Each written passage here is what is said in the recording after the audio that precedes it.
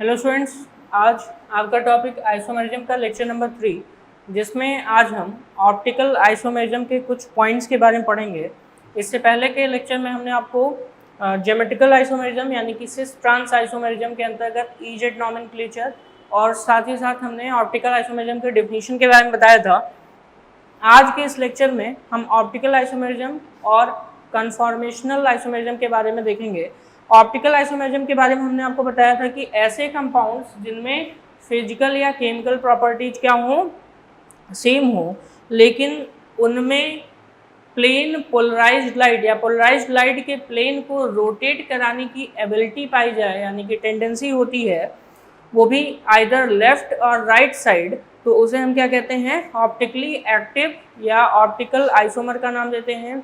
और ऐसे आइसोमेरिज्म को ऑप्टिकल आइसोमेरिज्म या ऑप्टिकल एक्टिविटी का भी नाम दिया जाता है। ठीक है, इसी के साथ साथ आज के इस लेक्चर में सबसे पहले हम बात करेंगे कि जो ऑर्गेनिक कंपाउंड्स हैं वो ऑप्टिकल एक्टिविटी के बेसिस पर कितने पार्ट्स में बटे हुए हैं। तो on the basis of the study of optical activity, ध्यान रखिएगा, ऑन द ऑप्टिकल आइसोमर का आगे का पॉइंट हम बताने जा रहे हैं। On the basis of the study of optical activity, study of optical activity, okay, on the basis of the study of optical activity, the various organic compounds, the various organic compounds are divided into 3 types. 3 के अलावा यहाँ पे 4 types कर लेते हैं। 4 types, ये 4 types कौन कौन से हैं? सबसे पहला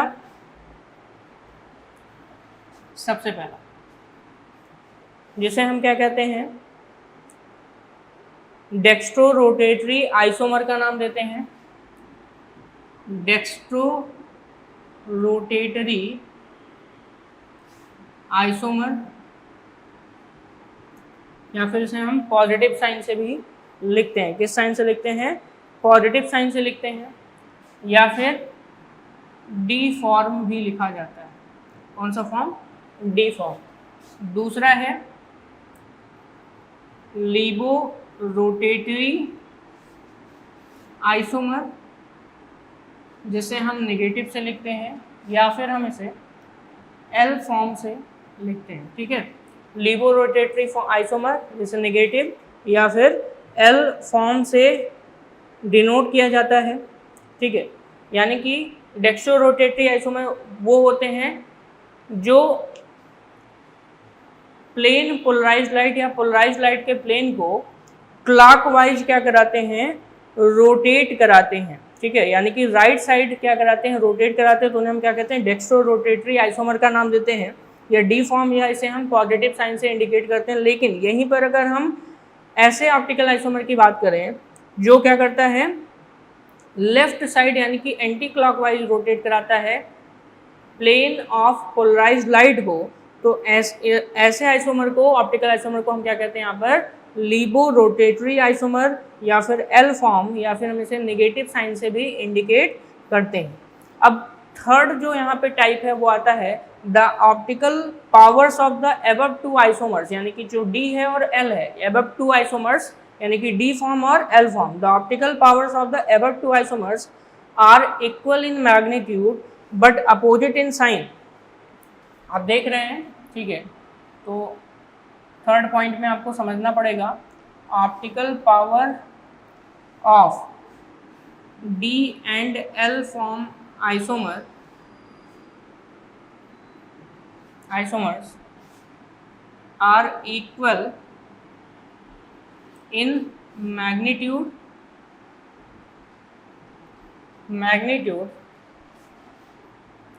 but अपोजिट इन साइन, लेकिन इनका साइन कैसा है, अपोजिट है, एक पॉजिटिव है तो दूसरा नेगेटिव है, but opposite in sign.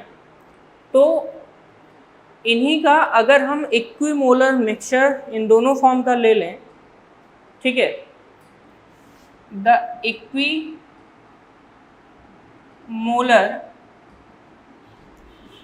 Mixture of these two forms, the equimolar mixture of these two forms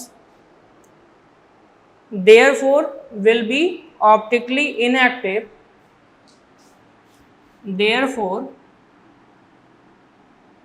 will be optically inactive। ध्यान रखिएगा क्योंकि दोनों मैग्नीट्यूड में इक्वल हैं बट साइन अपोजिट है, तो अगर हम इनका इक्विमोलर मिक्सचर ले लें दोनों फॉर्म का तो ये क्या हो जाएंगे, ऑप्टिकली इनएक्टिव होंगे। मिक्सचर का मतलब डी और एल फॉर्म आपस में इक्विमोलर कॉन्स्टिट्यूएंट में हम अगर इसको मिला दें तो दोनों के मिलने से जो रिजल्टेंट मिलेगा वो कैसा हो जाएगा, ऑप्टिकली इनएक्टिव हो जाएगा। और इस मिक्सचर को हम रेसमिक मिक्सचर का नाम देते हैं। इक्विमोलर मिक्सचर को हम क्या कहते हैं, रेसमिक मिक्सचर का नाम देते हैं। इसे हम रेसमिक मिक्सचर का नाम देते हैं, या फिर हम इसे DL फॉर्म भी कहते हैं, DL फॉर्म भी कहते हैं, या फिर हम इसे प्लस माइनस फॉर्म के नाम से भी जानते हैं। DL फॉर्म भी कहते हैं या फिर प्लस माइनस फॉर्म के नाम से जानते हैं, प्लस माइनस मिक्सचर भी कहते हैं। नंबर 4 है, नंबर 4 ऑप्टिकल आइसोमर। अब हम ऐसे ऑप्टिकल आइसोमर की बात कर रहे हैं with a plane of symmetry, with a plane of symmetry, जिसमें प्लेन ऑफ सिमेट्री पाई जाए, इज नोन एज मीजो। ठीक है, इसे हम क्या कहते हैं, मीजो फॉर्म के नाम से जानते हैं, मीजो फॉर्म। ऐसे ऑप्टिकल आइसोमर जिसमें प्लेन ऑफ सिमेट्री पाई जाती है, ठीक है, with a plane of symmetry is called meso isomer, it is optically inactive. कैसे होते हैं, ये भी कैसे होते हैं, ऑप्टिकली इनएक्टिव होते हैं, ऑप्टिकली इनएक्टिव होते हैं। ठीक है, ध्यान रखिएगा यहाँ पर जो ऑप्टिकली इनएक्टिव है वो इंटरनल कंपेंसेशन की वजह से, इंटरनल कंपेंसेशन की वजह से, और यहाँ पे जो ऑप्टिकली इनएक्टिव है ये ड्यू टू एक्सटर्नल कंपेंसेशन की वजह से। ठीक है, तो जो आपका रेसमिक मिक्सचर है वो एक्सटर्नल कंपेंसेशन की वजह से क्या है, ऑप्टिकली इनएक्टिव है, लेकिन जो आपका मीजो फॉर्म है ये इंटरनल कंपेंसेशन की वजह से क्या होता है, ऑप्टिकली इनएक्टिव होता है। ठीक है, अच्छा, इंटरनल कंपेंसेशन का मतलब अपर हाफ पोजीशन का जो रोटेशन होगा वो लोअर हाफ पोजीशन के रोटेशन के क्या होगा, अपोजिट होता है, यानी कि उसके द्वारा न्यूट्रलाइज कर दिया जाता है। यानी कि इंटरनल कंपेंसेशन अर्थात मीजो फॉर्म की अगर हम बात करें तो इन meso form the upper half part of the molecule is neutralised by the rotation of lower half part of the molecule. ठीक है, चलिए, ये तो आपको यहाँ पे मैंने वेरियस ऑर्गेनिक कंपाउंड्स के क्लासिफिकेशन बताया on the basis of study of optical activity, कौन ऑप्टिकल एक्टिव है कौन ऑप्टिकल एक्टिव नहीं है। अगला है कायरलिटी, अगली रीडिंग है इसके अंतर्गत जिसे आपको पढ़ना है वो है आपका कायरलिटी।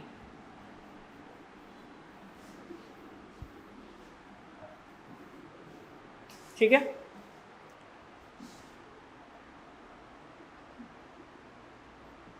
कायरलिटी। तो अगर कायरलिटी की बात करें, a molecule is said to be chiral or dissymmetric if it does not possess any element of symmetry and not superimposable on its mirror image। ठीक है, ध्यान रखिएगा कायरलिटी की अगर हम बात करें तो अगर हम कायरलिटी के अंतर्गत कायरल मॉलिक्यूल की बात करें तो इसकी प्रॉपर्टी क्या होनी चाहिए? कायरल मॉलिक्यूल बोलें आप इसको, या फिर डिससिमेट्रिक बोलें, ठीक है। तो कायरल मॉलिक्यूल, कायरलिटी के अंतर्गत कायरल मॉलिक्यूल या फिर डिससिमेट्रिक मॉलिक्यूल आप इसको बोल सकते हैं। तो इसकी क्या क्या मेन प्रॉपर्टीज हैं, ध्यान रखिएगा। Does not possesses any element of symmetry, does not possesses any element of symmetry. Element of symmetry आपके 3 तरीके के होते हैं, ठीक है। एलिमेंट ऑफ सिमेट्री जो है ये आपका 3 प्रकार का होता है। सबसे पहला वो है प्लेन ऑफ सिमेट्री, दूसरा सेंटर ऑफ सिमेट्री और तीसरा है अल्टरनेटिंग एक्सेस ऑफ सिमेट्री, ठीक है। 3 होते हैं। तो इनमें किसी भी प्रकार का एलिमेंट ऑफ सिमेट्री नहीं पाया जाता है, ठीक है। इसी के साथ साथ not super imposable on it's mirror image, not super imposable on it's mirror image.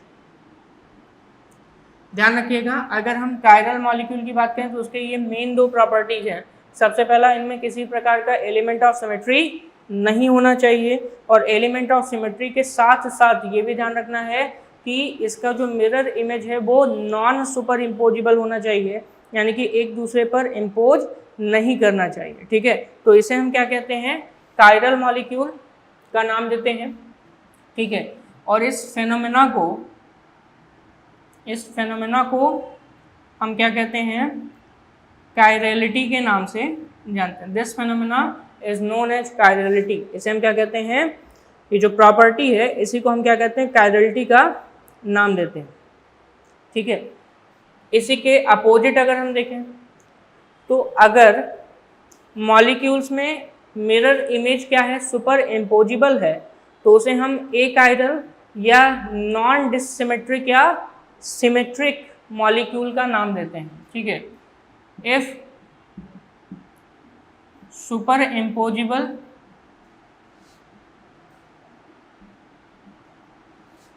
Mirror images,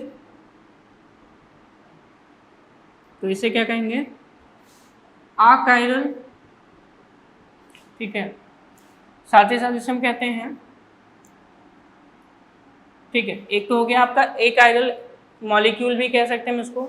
एकाइरल molecule के अलावा इसे हम नॉन डिससिमेट्रिक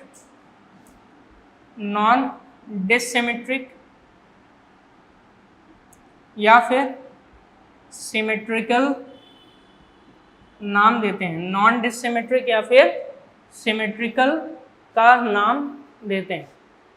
अगर मिरर इमेजेस क्या हो? सुपर इम्पोजिबल हो, तो ऐसा हम इसे कहेंगे। बट अगर कायरलिटी पढ़नी है तो यहाँ पे ये 2 पॉइंट ध्यान रखने हैं।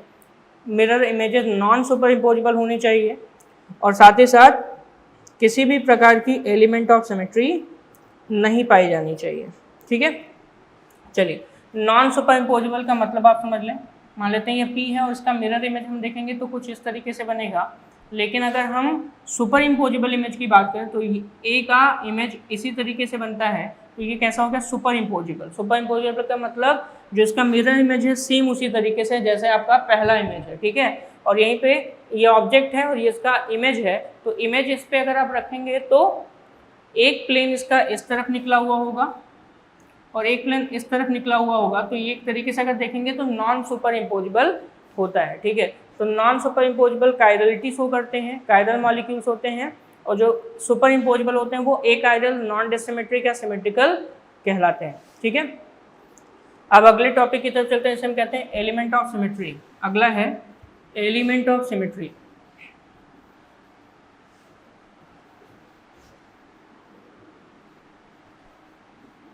एलिमेंट ऑफ सिमेट्री,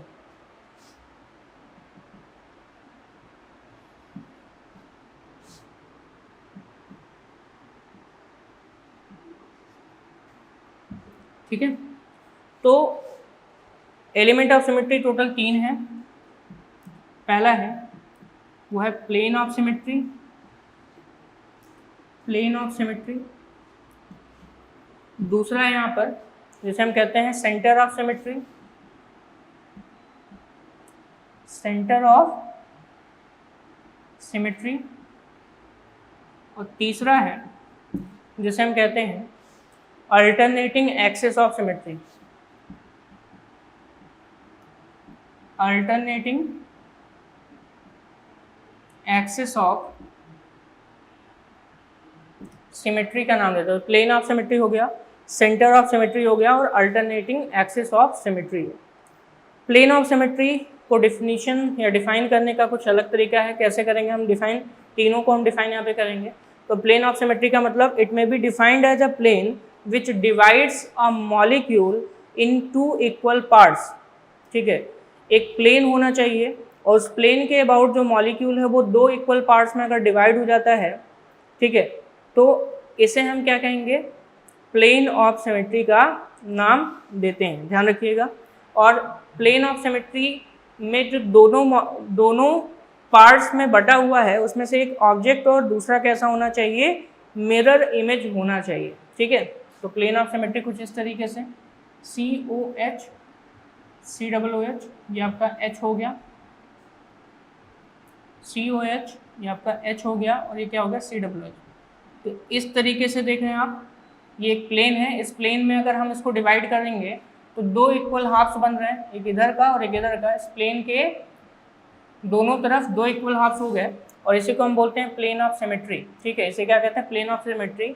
और ये एक दूसरे के मिरर इमेजेस भी हैं। ठीक है, इसे हम क्या कहते हैं, प्लेन ऑफ सिमेट्री का नाम देते हैं।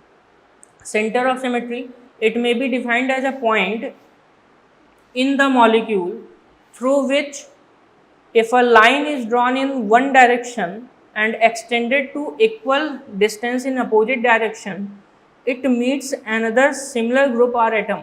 इसे हम क्या कहते हैं यहाँ पर, सेंटर ऑफ सिमेट्री का नाम देते हैं। तो सेंटर ऑफ सिमेट्री में एक पॉइंट है, उस पॉइंट वो भी कहाँ है, मॉलिक्यूल में एक पॉइंट है। ठीक है, और उस मॉलिक्यूल को अगर हम या उस पॉइंट से अगर हम एक लाइन एक डायरेक्शन में ड्रा करें और दूसरी डायरेक्शन में भी हम लाइन को ड्रा करें तो सेम डिस्टेंस पर अगर सेम मॉलिक्यूल्स पाए जाते हैं वो भी अपोजिट डायरेक्शन में, तो इसे हम क्या कहते हैं, सेंटर ऑफ सिमेट्री का नाम देते हैं। ठीक है, सेंटर ऑफ सिमेट्री के एक एग्जांपल आपको हम यहाँ पे बताने जा रहे हैं। ठीक है, अगला एग्जांपल यहाँ पे है कुछ इस तरीके से, C के साथ NHCO, NHCO, CONH, यहाँ पर क्या है, CH3 लगा हुआ है। ठीक है, यहाँ पर भी CH3 है, ये हो गया H, ये हो गया H। ठीक है, ये सिस फॉर्म में है। सिस फॉर्म में से हम कहेंगे डाई मेथाइल डाई कीटो पाइपिराजीन, इसे क्या कहते हैं, सिस में है डाई मेथाइल डाई कीटो पिपराजीन, पिपराजीन का नाम लेते हैं। ठीक है, यहीं पे अगला वो है ट्रांस के फॉर्म में डाईमेथाइल डाईकीटो पिपराजीन। ठीक है, कैसे है, सेम इसी तरीके से, बस ग्रुप्स जो हैं वो अलग हो जाएंगे। यहाँ पर H हो गया, यहाँ पे CH3 हो गया और यहाँ पे CH3 पहले से था और ये क्या हो गया, H हो गया। तो ये ऐसे ऐसे हैं, यानी कि इसको किस फॉर्म में लिखेंगे, ट्रांसफॉर्म। इसी का कैसा फॉर्म है, ट्रांसफॉर्म। यहाँ पे अगर आप देखेंगे तो एक पॉइंट ले लिया, ये पॉइंट बताता है किसके बारे में, सेंटर ऑफ सिमेट्री के बारे में। किसके बारे में बताएगा, सेंटर ऑफ सिमेट्री के बारे में। ठीक है, सिस अगर हम यहाँ की बात करें तो यहाँ पर ये सेंटर ऑफ सिमेट्री पाई जाएगी और सेंटर ऑफ सिमेट्री के कारण, ठीक है, सेंटर ऑफ सिमेट्री के कारण ये कैसा होगा, ऑप्टिकली इनएक्टिव होगा। ऑप्टिकली इनएक्टिव, जैसा कि मैंने आपको बताया, ऑप्टिकली एक्टिव आइसोमर वही होते हैं जिनमें किसी भी प्रकार का एलिमेंट ऑफ सिमेट्री नहीं पाया जाएगा।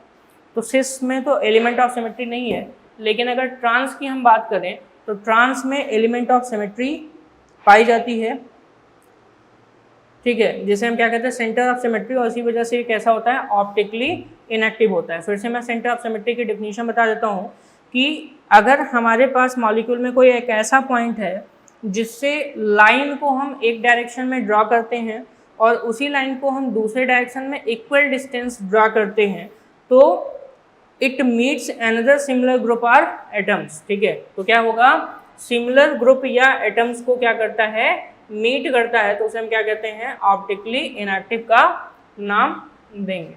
क्लियर। यहाँ पे अगर आप देखेंगे तो यहाँ पे अगर हम एक पॉइंट ले लेते हैं तो ये ग्रुप यहाँ पे सेम है, बट ये दोनों आपस में डिफरेंट है, बट यही चीज़ अगर इनके लिए हम करते हैं तो सेम आपको मिलता है, और इसी वजह से सेंटर ऑफ सिमेट्री पाई जाती है किसमें, ट्रांसफॉर्म में, जो कि ऑप्टिकली इनएक्टिव आइसोमर की तरह बिहेव करता है। नेक्स्ट है आपका अल्टरनेटिंग एक्सिस ऑफ सिमेट्री, ठीक है। ये आपका एग्जांपल था प्लेन ऑफ सिमेट्री का, ये एग्जांपल था सेंटर ऑफ सिमेट्री का। नेक्स्ट है यहाँ पर अल्टरनेटिंग एक्सिस ऑफ सिमेट्री,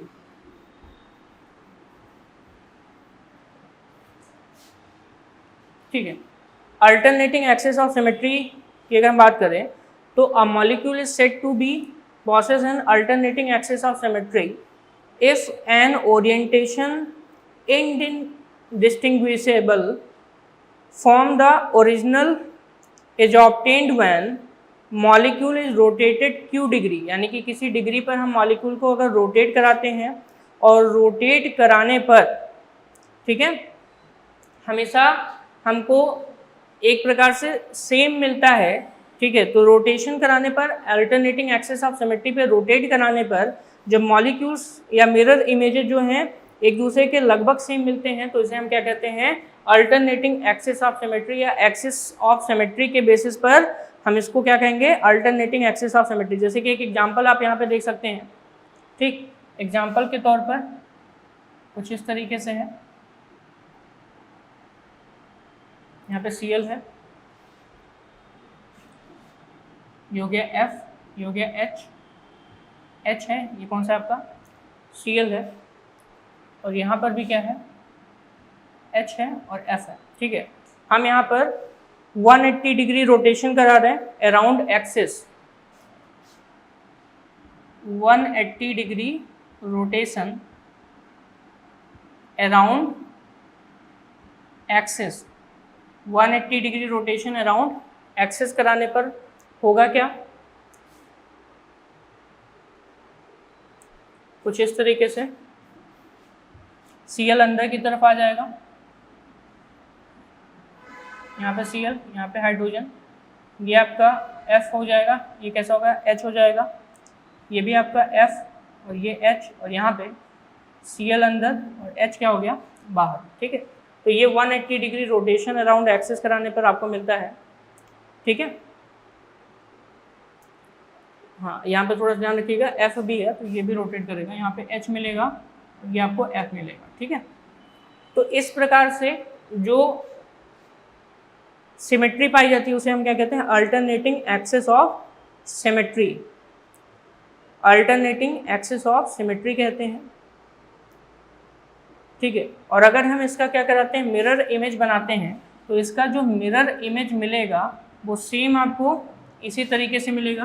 तो 180 डिग्री रोटेशन अबाउट एक्सिस कराने पर जो मिरर इमेज बनेगा, यानी कि जो भी हमें ऑब्जेक्ट मिलेगा उसका मिरर इमेज अगर हम देखें तो इनिशियली ओरिजिनल के साथ ये क्या करता है मैच करता है, तो इसे हम क्या कहते हैं अल्टरनेटिंग एक्सिस ऑफ सिमेट्री का नाम देते हैं, क्योंकि हमने 180 डिग्री रोटेशन अराउंड एक्सिस करवाया है, ठीक है, और इसीलिए इसको हम अल्टरनेटिंग एक्सिस ऑफ सिमेट्री के नाम से जानते हैं, ठीक है। नेक्स्ट हेडिंग है आपका symmetric, asymmetric and dissymmetric molecule. Element of symmetry के बाद अगला है symmetric, asymmetric, symmetric,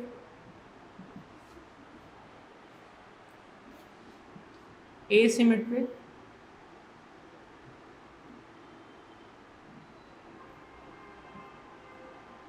asymmetric and डाइसिमेट्रिक।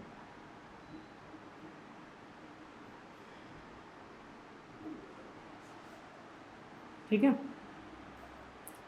चलिए सबसे पहले हम सिमेट्रिक मॉलिक्यूल की बात करेंगे।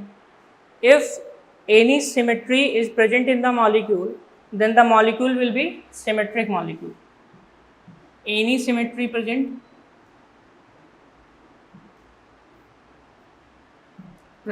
तो इसे हम क्या कहेंगे, सिमेट्रिक मॉलिक्यूल का नाम देते हैं। एसिमेट्रिक या फिर सबसे पहले डाइसिमेट्रिक मॉलिक्यूल की बात कर लें। Molecules will be a dissymmetric if it has no plane of symmetry, no centre of symmetry. Dissymmetric किसे कहेंगे, डिसिमेट्रिक किसे कहेंगे, no plane of symmetry, no centre of symmetry, no, ध्यान रखिएगा, नो सेंटर ऑफ सिमेट्री। अगला है no alternating axis of symmetry, no alternating axis of symmetry. तो इसे हम क्या कहते हैं, डिसिमेट्रिक मॉलिक्यूल्स का नाम देते हैं। यहीं पे एसिमेट्रिक मॉलिक्यूल की अगर हम बात करें तो ये एक प्रकार का डिसिमेट्रिक मॉलिक्यूल है, having at least one asymmetric carbon. Dissymmetric molecule having at least one asymmetric carbon, जिसमें कम से कम एक एसिमेट्रिक कार्बन हो, तो उसे हम क्या कहेंगे, यहाँ पर एसिमेट्रिक मॉलिक्यूल का नाम देते हैं। ठीक है, जितने भी एसिमेट्रिक मॉलिक्यूल्स होते हैं वो डाइसिमेट्रिक के अंतर्गत आते हैं, लेकिन सभी डाइसिमेट्रिक मॉलिक्यूल्स एसिमेट्रिक नहीं कहलाते हैं। एग्जाम्पल के तौर पर आप यहाँ पे देख सकते हैं COOH, CHOH के साथ अगला भी है वह COH H, और यहाँ पे हमने एक और ग्रुप ले लिया जिसका नाम है C6H5। ठीक है, तो यहाँ पे कायरल कार्बन कितने हैं, 2, एक कायरल कार्बन और ये दूसरा कायरल कार्बन हो गया। तो इनमें no plane of symmetry, no plane of symmetry. ठीक है, इनमें ना तो प्लेन ऑफ सिमेट्री है, साथ ही साथ ये डिसिमेट्रिक मॉलिक्यूल है। डिसिमेट्रिक की वजह से ये असिमेट्रिक मॉलिक्यूल भी कहलाते हैं। तो no plane of symmetry, dissymmetric molecule और एसिमेट्रिक मॉलिक्यूल के अंतर्गत आते हैं। यहीं पे अगला है OH, CHO, यहाँ पे हाइड्रोजन, और ये आपका C6H5। तो ये भी आपका कैसा है, इनमें भी नो प्लेन ऑफ सिमेट्री है, सेम ऐसे, सेम ये भी है नो प्लेन ऑफ सिमेट्री। ना ही यहाँ पे नो प्लेन ऑफ सिमेट्री के कारण ये डिसिमेट्रिक है, और डिसिमेट्रिक के कारण ये एसिमेट्रिक मॉलिक्यूल के अंतर्गत भी आता है। ठीक है, तो आपको ये तो समझ में आ गया होगा कि सिमेट्रिक मॉलिक्यूल किसे कहते हैं, जिसमें कोई ना कोई एनी सिमेट्री प्रेजेंट हो, चाहे वो प्लेन ऑफ सिमेट्री हो, चाहे सेंटर ऑफ सिमेट्री हो, या फिर अल्टरनेटिंग एक्सिस ऑफ सिमेट्री हो। लेकिन अगर हम एसिमेट्रिक मॉलिक्यूल की बात करें तो एसिमेट्रिक में डाइसिमेट्रिक मॉलिक्यूल आता है। ठीक है, और डाइसिमेट्रिक मॉलिक्यूल में से किसी एक कार्बन जो है वो एसिमेट्रिक हो, यानी कि कायरल कार्बन एटम होना चाहिए।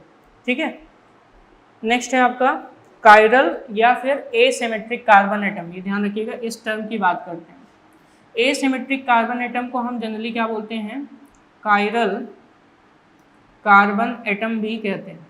कायरल कार्बन एटम उन्हें कहा जाता है जिनमें कार्बन के चारों ग्रुप यानी कि फोर ग्रुप्स जो हैं, यानी कि कार्बन की जो वैलेंसी है वो 4 डिफरेंट ग्रुप से अगर सेटिस्फाइड होती है तो उसे हम कायरल या एसिमेट्रिक कार्बन एटम कहते हैं। उसे हम जनरली स्टार से डिनोट करते हैं, यानी कि कुछ इस तरीके से, ध्यान से देखिए, कार्बन है ये आपका ए, तो यहाँ पर कार्बन से जुड़े हुए जितने भी ग्रुप्स हैं सभी डिफरेंट हैं, और इस कार्बन को हम कायरल या एसिमेट्रिक कार्बन के नाम से जानेंगे। अगर कायरल कार्बन एटम है तो वो ऑप्टिकल आइसोमरिज्म शो करता है। ध्यान रखिए, ऑप्टिकल आइसोमर्स या ऑप्टिकल आइसोमरिज्म वही कंपाउंड शो करते हैं जिनमें किसी भी प्रकार की सिमेट्री नहीं पाई जाती, एलिमेंट ऑफ सिमेट्री। और साथ ही साथ ये भी ध्यान रखना है कि ऐसे ऑर्गेनिक कंपाउंड्स जिनमें जो मिरर इमेजेस होते हैं वो कैसे होते हैं, नॉन सुपर इम्पोजिबल होते हैं, तो वही आपके क्या करते हैं, ऑप्टिकल आइसोमर्स शो करते हैं। ठीक है, इसके साथ साथ अब हम लोग अगले टॉपिक पे चलते हैं जिसे कहा जाता है कन्फॉर्मेशनल आइसोमेरिज्म। ठीक है, आपने अभी तक स्ट्रक्चरल आइसोमेरिज्म पढ़ लिया है। स्ट्रक्चरल आइसोमेरिज्म के जो 6 टाइप्स थे इनके बारे में बताया, ज्योमेट्रिकल आइसोमर्स और ऑप्टिकल आइसोमर्स भी पढ़ लिया। नेक्स्ट टॉपिक है आपका वो है कन्फॉर्मेशनल आइसोमर्स। ठीक है,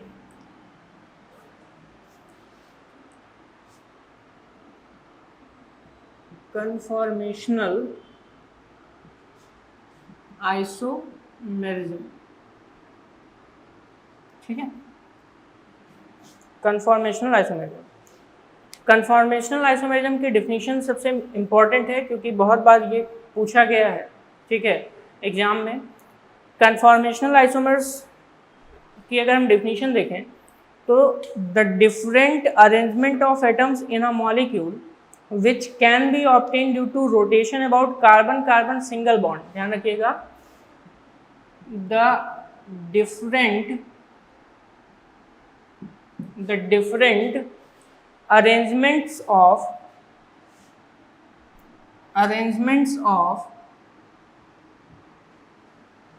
atoms, the different arrangements of atoms in a molecule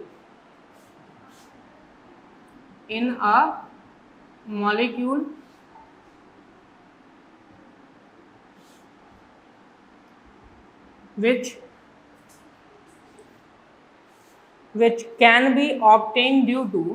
can be obtained due to rotation about carbon-carbon single bond, obtained due to rotation about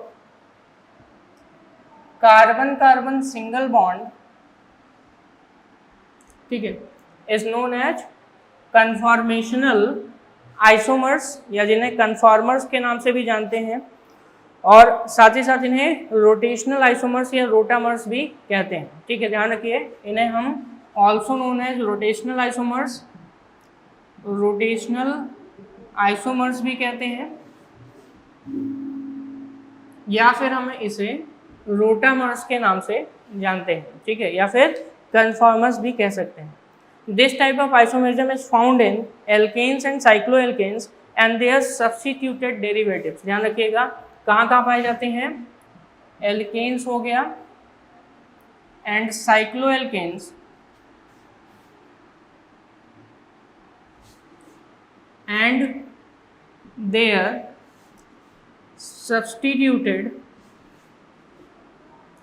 derivatives. तो इनके जो सब्स्टिट्यूटेड डेरिवेटिव्स हैं इनमें भी कन्फॉर्मेशनल आइसोमर्स या conformational isomerism पाए जाते हैं। ठीक है, चलिए, कन्फॉर्मेशनल आइसोमेरिज्म हमेशा क्यों होता है, कार्बन कार्बन सिंगल बॉन्ड के अबाउट रोटेशन से होता है। ठीक है, ध्यान रखिए, it may be noted that rotation about a carbon-carbon sigma bond is not completely free। ध्यान रखिएगा, carbon-carbon sigma bond rotation is not completely free। ठीक है, याद रखिए, ये जो है आपका यानी कि कार्बन कार्बन सिंगल बॉन्ड के अबाउट जो रोटेशन है ये कम्प्लीटली फ्री नहीं होता है। ठीक है, और ऐसा इसलिए है क्योंकि रोटेशन कराने में कुछ एनर्जी की ज़रूरत पड़ती है। डिफरेंट बॉन्ड के पास एक एनर्जी बैरियर होता है और उस एनर्जी बैरियर के हिसाब से इनका जो रोटेशन है वो कम्प्लीटली फ्री नहीं होता है। ठीक है, there is a possibility of weak repulsive interaction between the bonds और electron pairs of the bond. ठीक है, ध्यान रखिएगा, रिपल्सिव इंटरैक्शन क्या होता है? Repulsive interaction between the bonds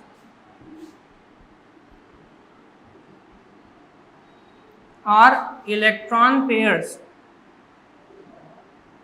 between the bonds or electron pairs of the bond on adjacent carbon atom on adjacent carbon atoms। तो adjacent carbon atoms के बीच जो बॉन्ड बनता है उसमें जो इलेक्ट्रॉन पेयर्स हैं उनमें रिपल्सिव इंटरैक्शन होने के कारण जनरली जो रोटेशन है वो कम्प्लीटली फ्री नहीं हो पाता। इसका रीजन मेन पॉइंट नीचे है कि क्यों कार्बन कार्बन सिंगल बॉन्ड के लिए जो रोटेशनल है वो कम्प्लीटली फ्री क्यों नहीं है, तो उसका मेन जो रीजन है वो ये है, रिपल्सिव इंटरैक्शन है। किसके बीच? बिटवीन द बॉन्ड्स और electron pairs of the bond on adjacent carbon atoms, यानी कि कार्बन कार्बन के बीच जो इलेक्ट्रॉन का पेयर है इनमें रिपल्सिव इंटरेक्शन होता है जिसके कारण कंप्लीटली फ्री रोटेशन नहीं हो पाता है। और इस टाइप के रिपल्सिव इंटरेक्शन को हम कहते हैं टॉर्सनल स्ट्रेन। ध्यान रखिएगा, इस प्रकार के रिपल्सिव इंटरेक्शन को हम क्या कहते हैं? टॉर्सनल स्ट्रेन का नाम देते हैं। कौन सा नाम देते हैं? टॉर्सनल स्ट्रेन का नाम देते हैं। क्लियर? नेक्स्ट हेडिंग है वो है आपका representation of conformation. Conformation isomers के रिप्रेजेंटेशन।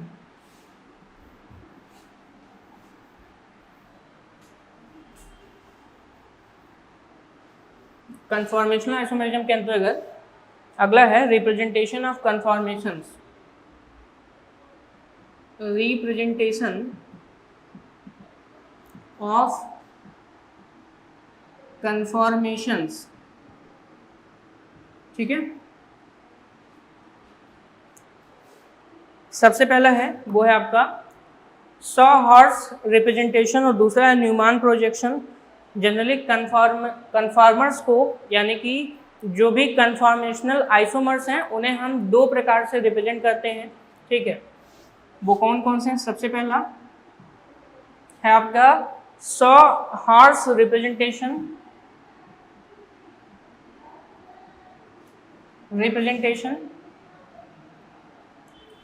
और दूसरा है वो है आपका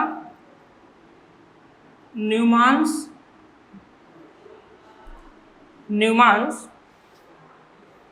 प्रोजेक्शन या न्यूमैन प्रोजेक्शन भी कहते हैं इसको हम, न्यूमैन प्रोजेक्शंस के नाम से जानते हैं। तो सबसे पहला है सॉ हॉर्स रिप्रेजेंटेशन और दूसरा है न्यूमैन प्रोजेक्शन। ठीक है, सॉ हॉर्स रिप्रेजेंटेशन में अगर हम देखें तो in this projection the molecule is viewed along the axis. कहाँ पे? Along the axis of the model from an oblique angle. ठीक है, सॉ हॉर्स रिप्रेजेंटेशन में जनरली एक हम एग्जाम्पल बताने जा रहे हैं आपको, वो कुछ इस तरीके से है। कार्बन कार्बन, यहाँ पे भी हाइड्रोजन है, ये हाइड्रोजन इस तरीके से। ठीक है, और सेम काम यहाँ पे भी, ये हो गया आपका। तो इस तरीके का रिप्रेजेंटेशन जनरली किसमें होता है? सॉ हॉर्स रिप्रेजेंटेशन में किया जाता है। ठीक है, ध्यान रखिए, अगर एक आपने इस तरीके से बनाया, यानी कि इधर का कार्बन से जुड़े हुए जो आपके एटम्स हैं वो इस तरीके से जुड़े हुए हैं, तो दूसरे कार्बन से रिलेटेड आपको इस तरीके से दिखाना होता है। ठीक है, ध्यान रखिए। तो ये जो प्रोजेक्शन है इसे सॉ हॉर्स रिप्रेजेंटेशन के नाम से जानते हैं। ठीक है, और इसे जनरली हम अलोंग द एक्सिस व्यू करते हैं, व्यूड अलोंग द एक्सिस। सबसे पहला पॉइंट है व्यूड अलोंग द एक्सिस, इसे हम एक्सिस के अलोंग व्यू करते हैं। सेंट्रल कार्बन कार्बन जो सिंगल बॉन्ड है इसे जनरली हम तिरछा यानी कि स्लैंटली इसको हम ड्रा करते हैं। याद रखिए, इसमें क्या करते हैं, कार्बन कार्बन जो सिंगल बॉन्ड है इसको थोड़ा सा स्लैंटली ड्रा किया जाता है। Central carbon carbon bond is drawn as a straight line slightly tilted to right for the clarity, यानी कि इसको थोड़ा सा हम लोग इस तरीके से ड्रा करते हैं, ठीक है, जैसा कि मैंने आपको अभी डायग्राम में दिखाया है, ठीक है।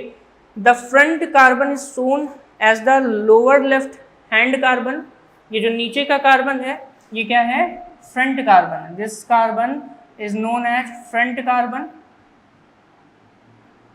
ठीक है। Front carbon is shown as the lower left hand carbon and the rear carbon is shown as the upper right hand carbon, यानी कि ये कैसा है, rear carbon।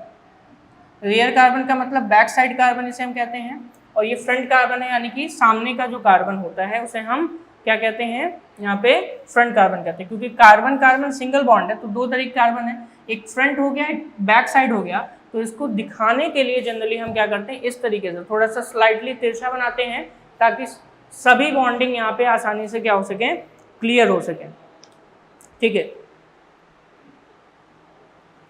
जनरली जो हर एक कार्बन के पास 3 बॉन्डिंग है, चूंकि आप यहाँ पे देख रहे हैं कि कार्बन कार्बन अगर सिंगल बॉन्ड है तो यहाँ पे 3 बॉन्डिंग खाली हैं, तो ये जो 3 बॉन्डिंग यहाँ पे खाली हैं इनको दिखाने के लिए हम सीधे सीधे लाइन का प्रयोग करते हैं और लाइन से ही हम हाइड्रोजन को जोड़ देते हैं, ठीक है।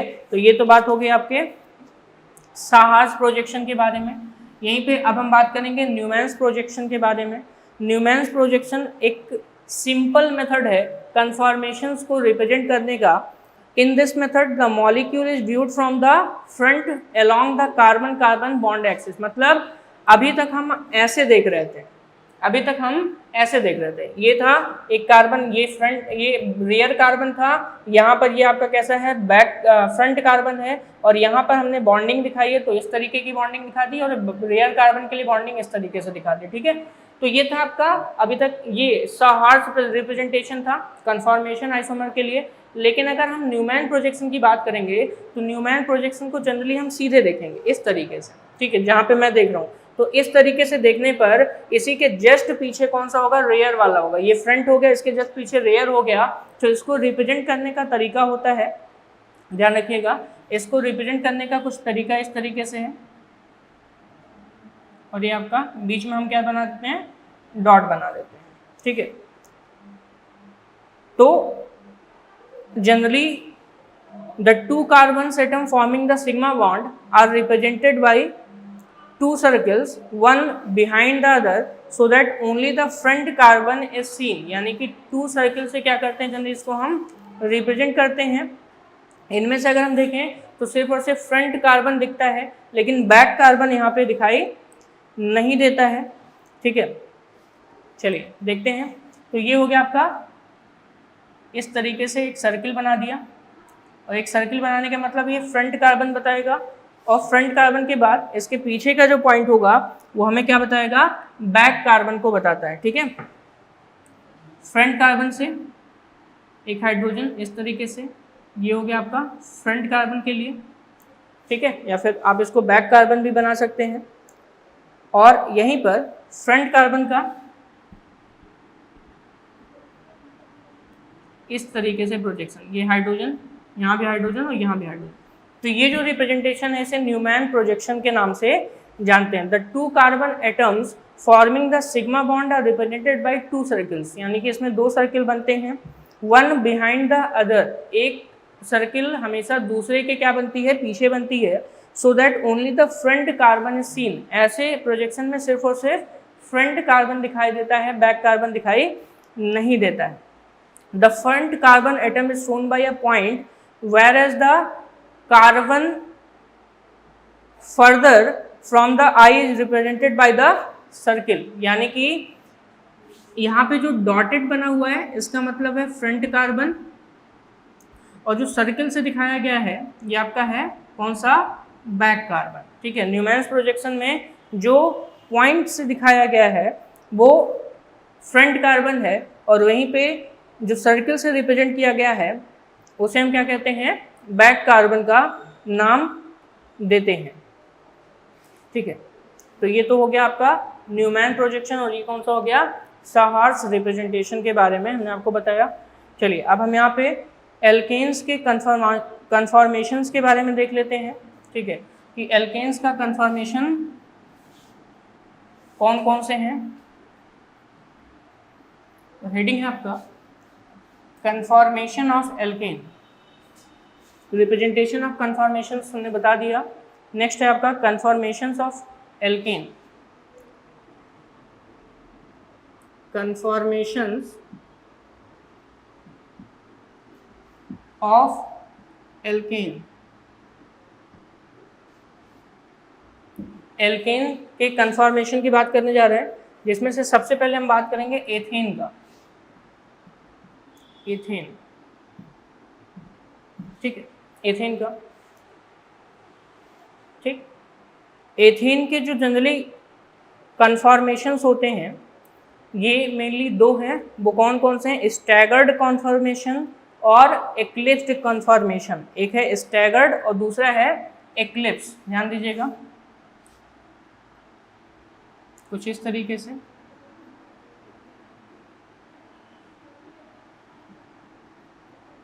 ये हो गया आपका, और यहीं पर इस तरीके से अगर बना हो, ये हाइड्रोजन, यहाँ पे हाइड्रोजन, ये हाइड्रोजन, हाइड्रोजन, हाइड्रोजन, हाइड्रोजन, ठीक है। तो इस तरीके से जो कन्फॉर्मेशन होता है उसे हम क्या कहते हैं, स्टैगर्ड कन्फॉर्मेशन का नाम देते हैं, स्टैगर्ड। और अगर स्टैगर्ड कन्फॉर्मेशन को हम 60 डिग्री रोटेट करा दें तो 60 डिग्री रोटेट कराने पर एक्लिप्स्ड कन्फॉर्मेशन बन जाता है। कितने डिग्री रोटेट कराना है, 60 डिग्री, यानी कि 60 डिग्री अगर हम आगे रोटेट कराएं या पीछे रोटेट कराएं तो स्टैगर्ड को आगे रोटेट कराएंगे तो भी आपका एक्लिप्स्ड बनेगा, और अगर इसी को पीछे भी रोटेट करा देंगे तो भी आपका क्या बनेगा, एक्लिप्स्ड कन्फॉर्मेशन बनता है, ठीक है। कैसे एक्लिप्स दिखाएंगे आप इसको, किसी एक कार्बन को रोक करके दूसरे कार्बन को क्या करना है, आपको रोटेट कराना है। तो हम जनरली बैक कार्बन को क्या कराएंगे, या फ्रंट कार्बन को ही रोटेट करा देते हैं। तो फ्रंट कार्बन को चलिए रोटेट कराते हैं, ठीक है। फ्रंट कार्बन को रोटेट कराने पर कुछ इस तरीके से आपको मिलेगा, ये आपका यहाँ पर पहले से ही बना हुआ था, जिसको हम क्या कहते हैं, बैक कार्बन। और बैक कार्बन के 60 डिग्री रोटेट करा तो ये H यहाँ पे शिफ्ट हो जाएगा, ठीक है।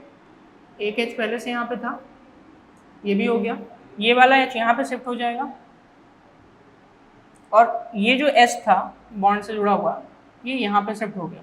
तो इस तरीके का जो कॉन्फ़िगरेशन मिलता है, सॉरी कॉन्फॉर्मेशन मिलता है, तो इसे हम क्या कहते हैं, एक्लिप्स्ड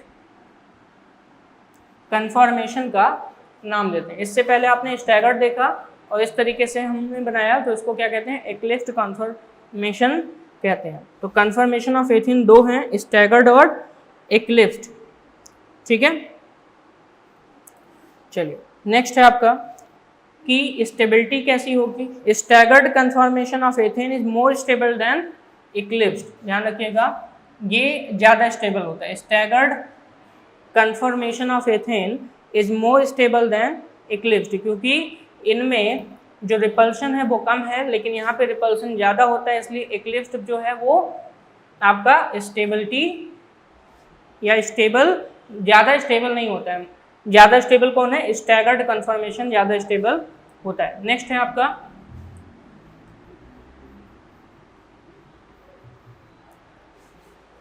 कन्फॉर्मेशन ऑफ साइक्लोएल्केन्स। अभी तक आपने एल्केन्स के लिए पढ़ा, सेम ऐसे आप साइक्लोएल्केन्स के लिए पढ़ेंगे। कन्फॉर्मेशनल ऑफ साइक्लोएल्केन्स, लेकिन साइक्लोएल्केन्स पढ़ने से पहले भी हम लोग एक बार ब्यूटेन का कन्फॉर्मेशन पढ़ लेते हैं। तो कन्फॉर्मेशंस ऑफ ब्यूटेन जो कि एल्केन के अंतर्गत ही आता है, साइक्लोएल्केन हम लोग इसके बाद पढ़ेंगे, क्योंकि ब्यूटेन में भी कुछ एक्स्ट्रा भी हैं, जैसे कि गॉचे या फिर स्क्यू फॉर्म भी होता है, फुल्ली एक्लिप्स्ड होता है, एंटी साथ ही साथ एक्लिप्स्ड या फिर एक्लिप्स्ड भी हम इसको कहते हैं। चलिए ब्यूटेन का जनरली फार्मूला होता है CH3 CH2 CH2 CH3, ये फार्मूला होता है, यानी कि C4H10, C4H10 इसका मॉलिक्यूलर फार्मूला है। और स्ट्रक्चर आप देखेंगे चेन लाइक स्ट्रक्चर आपका इस तरीके से है। तो सबसे पहले यहाँ पर इस कार्बन की बात करें, कार्बन कार्बन सिंगल बॉन्ड की, तो इस कार्बन से 2 हाइड्रोजन, एक CH3 जुड़ा हुआ है, उस कार्बन से भी 2 हाइड्रोजन और एक CH3 जुड़ा हुआ है। और इसी को हमें क्या करना है, न्यूमैन्स प्रोजेक्शन के हिसाब से रिप्रेजेंट करना है। ठीक है, तो चलिए सबसे पहले हम फ्रंट को रिप्रेजेंट करते हैं, फिर बैक को। ये फ्रंट हो गया, फ्रंट से यहाँ पर जुड़ा हुआ है वो मानते हैं हाइड्रोजन, हाइड्रोजन और CH3, और यहीं पे ये हो गया CH3, यहाँ पे हो गया हाइड्रोजन, और ये हो गया आपका हाइड्रोजन। तो ये क्या होगा, बैक कार्बन से। ठीक है, यानी कि सर्किल से दिखाया गया है बैक कार्बन को। ये पहला है जिसे एंटी के नाम से जानते हैं, फर्स्ट एंटी। एंटी इसलिए बोला गया है क्योंकि CH3 और CH3 आपस में एक दूसरे के अपोजिट हैं। नेक्स्ट, अगर हम इसको 60 डिग्री रोटेट करा दें तो इसे हम क्या कहते हैं, एक्लिप्स्ड फॉर्म कहते हैं। 60 डिग्री रोटेट कराने पर ये CH3 यहाँ पे चला आएगा। ठीक है, किसी भी एक को रोटेट करा सकते हैं, चाहे आप इस बैक कार्बन को ही रोटेट कराएं या फ्रंट कार्बन को रोटेट कराएं। तो जनरली हम ऐसे करा देते हैं, ये CH3 पहले से था, इसके साथ अब हाइड्रोजन आ गया। ठीक है, ये हाइड्रोजन यहाँ शिफ्ट हो जाएगा और ये जो CH3 है यहाँ पर शिफ्ट हो जाएगा। ठीक है, तो या फिर राइट साइड रोटेट करना है 60 डिग्री इस तरीके से। तो हाइड्रोजन ये शिफ्ट यहाँ पे हो गया है, अगला हाइड्रोजन इधर शिफ्ट हो जाएगा। ठीक है, तो कुछ इस तरीके से ये H हो गया, ये भी H हो गया, और यहाँ पे देखेंगे H है, अगला क्या है, CH3। ठीक है, इस तरीके का जो स्ट्रक्चर आप देख रहे हैं ये है आपका एक्लिप्स्ड फॉर्म।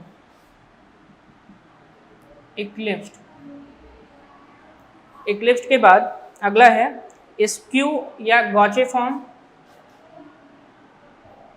स्क्यू और गॉचे फॉर्म की अगर हम बात करें तो ये CH3 है, यहाँ पे हाइड्रोजन है, यहाँ भी क्या है, हाइड्रोजन है। ठीक, और रोटेट कराने पर CH3 यहाँ पे शिफ्ट हो जाएगा। CH3 के बाद हाइड्रोजन यहाँ पे आ जाता है और एक हाइड्रोजन यहाँ पे शिफ्ट हो जाएगा।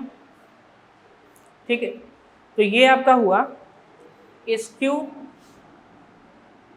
और गॉचे फॉर्म, थर्ड कन्फॉर्मर्स, ये सेकंड कन्फॉर्मर्स। ठीक है, तो फर्स्ट सेकंड थर्ड स्क्यू या गॉचे फॉर्म। फिर 60 डिग्री और रोटेट कराने पर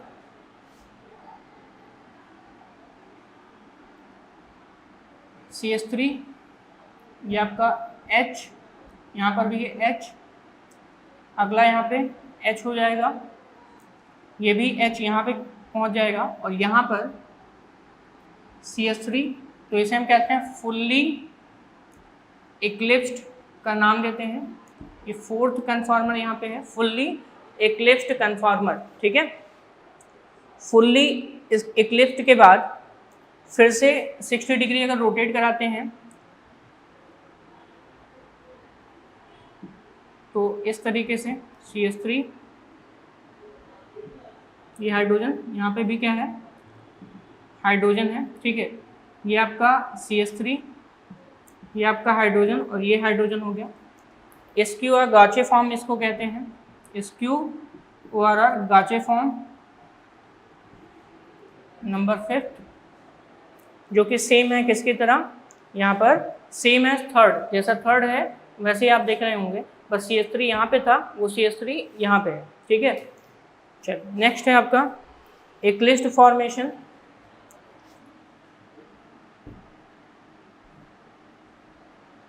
CH3 हाइड्रोजन यहाँ पे हो गया, फिर CH3 है, यहाँ पे आपका हाइड्रोजन है, और ये हो गया आपका हाइड्रोजन हो गया। तो ये कैसा हो गया? इक्लिप्स्ड। नंबर 6, अगर आप सेस्कियो और गॉचे की बात करेंगे तो सेम एज कैसा है? Third conformation. और इस इक्लिप्स की बात करेंगे तो सेम एज कैसा है? सेकेंड। और इस प्रकार से आप देख रहे हैं कि जनरली ब्यूटेन जो है वो मेनली 4 टाइप्स का यहाँ पर कन्फॉर्मेशन शो कर रहा है। और वो 4 टाइप्स के कौन कौन से हैं?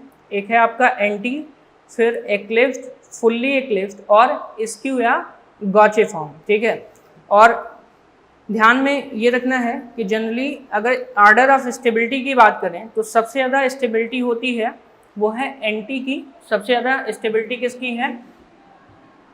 एंटी की। एंटी के बाद स्टेबिलिटी होती है स्क्यू या गॉचे फॉर्म की,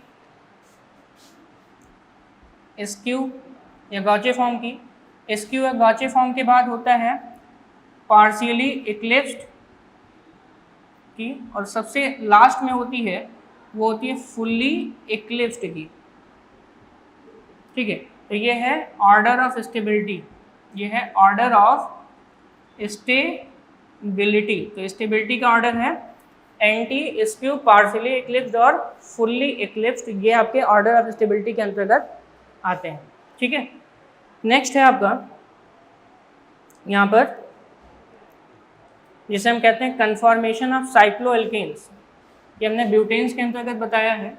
60 डिग्री हर एक कार्बन को रोक करके दूसरे कार्बन को रोटेट कराने पर पहले एंटी कन्फॉर्मेशन था, फिर आपको इक्लिप्स्ड मिलता है, इक्लिप्स्ड के बाद स्क्यू या गॉचे कन्फॉर्मेशन मिलता है, और गॉचे के बाद फुल्ली इक्लिप्स्ड कन्फॉर्मेशन आपको मिलता है। स्टेबिलिटी का ऑर्डर जरूर याद कर लीजिएगा, सबसे ज़्यादा स्टेबल एंटी है, फिर स्क्यू है, फिर पार्शियली इक्लिप्स्ड है, और फिर फुल्ली इक्लिप्स्ड है। अच्छा, फुल्ली इक्लिप्स्ड में क्या होता है? रिपल्सन बहुत ज़्यादा है, इसलिए स्टेबिलिटी सबसे कम होती है। रिपल्सन के बेसिस पर स्टेबिलिटी जनरली और टॉर्सनल स्ट्रेन के बेसिस पर जो स्टेबिलिटी है वो कंसीडर की जाती है।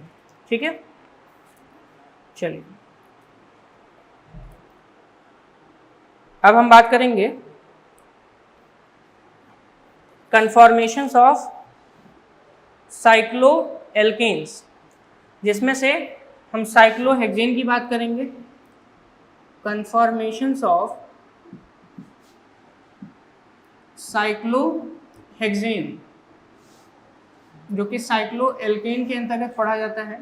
ठीक है, इसका फॉर्मूला है C6H12। कितना है? C6H12। ठीक है, C6H12। ठीक, जनरली जो 6 मेंबर्ड साइक्लिक कंपाउंड है ये मोस्ट स्टेबल होता है because they can exist in a conformation, क्योंकि इनमें कन्फॉर्मेशनल आइसोमेरिज्म पाया जाता है that is almost completely free of strain. ध्यान रखिएगा, ये जनरली ऑलमोस्ट क्या होता है?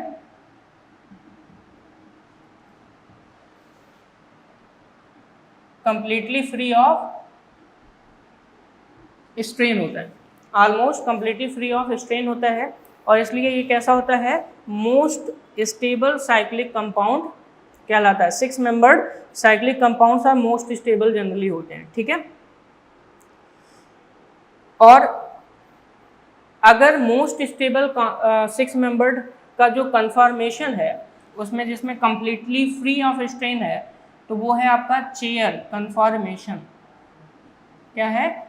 Chair conformation. ठीक है, जो कि मोस्ट स्टेबल कन्फॉर्मेशन के अंतर्गत आता है। ठीक है, और चेयर कन्फॉर्मेशन कुछ इस तरीके से है। तो साइक्लोहेक्सेन का ये सबसे मोस्ट स्टेबल कन्फॉर्मेशन है जिसे हम क्या कहते हैं? Chair conformation. इसके अलावा साइक्लोहेक्सेन में 3 और कन्फॉर्मेशन पाए जाते हैं, जिनमें से एक है आपका बोट कन्फॉर्मेशन, साथ ही साथ हाफ चेयर और ट्विस्ट बोट के नाम से भी है। ठीक है, नेक्स्ट है आपका बोट कन्फॉर्मेशन। तो बोट कन्फॉर्मेशन जनरली कुछ इस तरीके से होता है।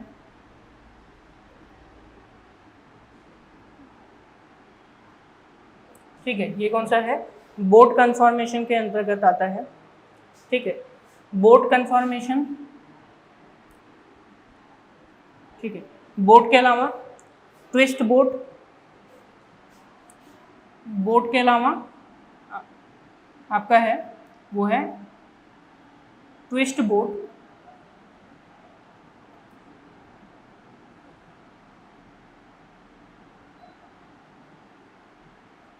ठीक है। नेक्स्ट है आपका इसके अंतर्गत वो है ट्विस्ट बोट,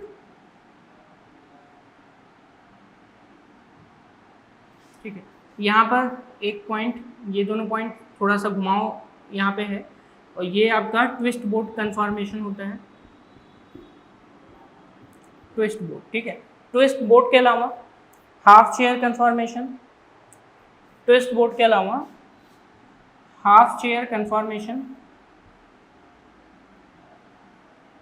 ये है हाफ चेयर कन्फॉर्मेशन, ठीक है।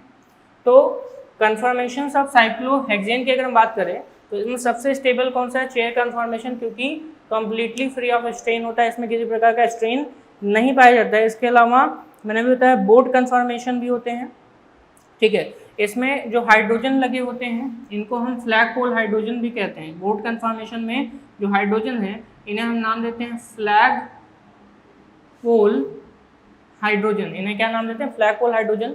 ये आपका ट्विस्ट बोट कन्फॉर्मेशन है और ये आपका हाफ चेयर कन्फॉर्मेशन है। स्टेबिलिटी की अगर हम बात करें तो सबसे ज़्यादा स्टेबल यहाँ पे है चेयर कन्फॉर्मेशन, चेयर के बाद आपका ट्विस्ट बोट कन्फॉर्मेशन, ठीक है।